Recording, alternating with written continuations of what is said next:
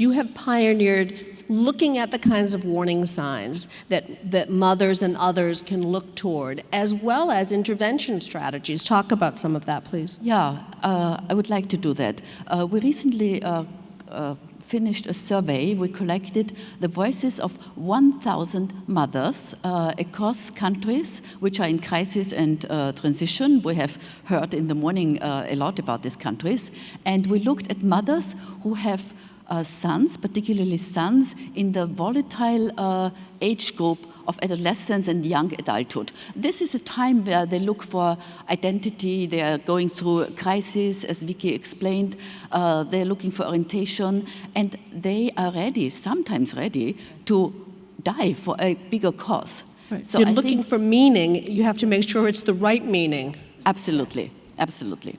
And what we see that many of the young men are driven by revenge, this feeling of revenge, and by grievances, and they feel the grievances in distant lands, in their own lands, are not taken seriously.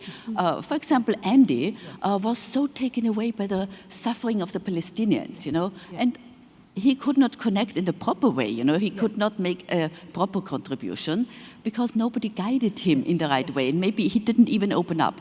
So mothers and our survey showed, and this is, for me, the most amazing finding, that the trust, and you can only work effectively based on trust. The trust is with other mothers. But how can they work together? They need a platform. They need to come together, and we're providing this platform. And I see a huge security gap, really a risk in the security strategies. There is a huge trust gap between the inner familial circle and the government or the security law enforcement institutions. And they actually should be the first address, you know, to come in with support.